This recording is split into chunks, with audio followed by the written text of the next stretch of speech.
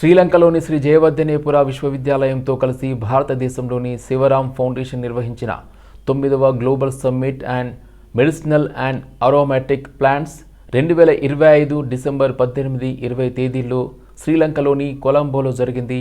ఈ సమ్మిట్కు ఆర్బీవీఆర్ఆర్ మహిళా కళాశాల ప్రిన్సిపల్ ప్రొఫెసర్ జె అచ్యుతాదేవి మరియు పరిశోధన మరియు అభివృద్ధి డైరెక్టర్ డాక్టర్ ఎస్ రవికిరణ్ వక్తలుగా ఆహ్వానించబడ్డారు.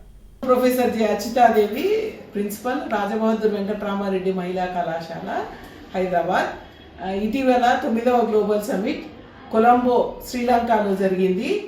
ఔషధ మొక్కలు మరియు అరోమాటిక్ మొక్కలు అనేటువంటి అంశం మీద నేను అనగా ప్రొఫెసర్ అచ్యుతాదేవి మరియు మా director research and development cell doctor Ravikiran గారు ఇద్దరిని వక్తలుగా ఆహ్వానించారు.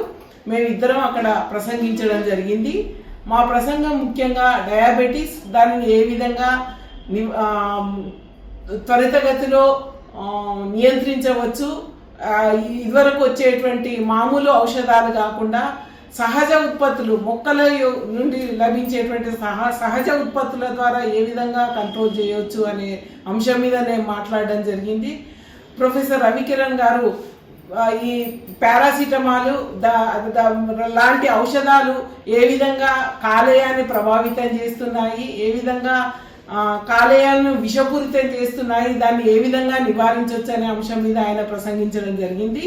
ఈ సందర్భంలో మేము వివిధ దేశాలతో పరిశోధన అవగాహన ఒప్పందాలు చేసుకున్నాము. ముఖ్యంగా సౌత్ ఆఫ్రికా, పోలాండ్, నేపాల్ మొదలగు దేశాలతో మేము అవగాహన ఒప్పందాలు చేసుకున్నాము. మా కాలేజీకి ఇంతకుముందే 10-12 ఇతర దేశాలతో మాకు అవగాహన ఒప్పందాలు ఉన్నాయి.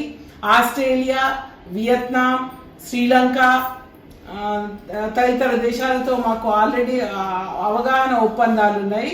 మాకు ఇప్పటి వరకు మొత్తము 18 అవగాహన ఒప్పందాలు అంతర్జాతీయంగా ఉన్నాయి.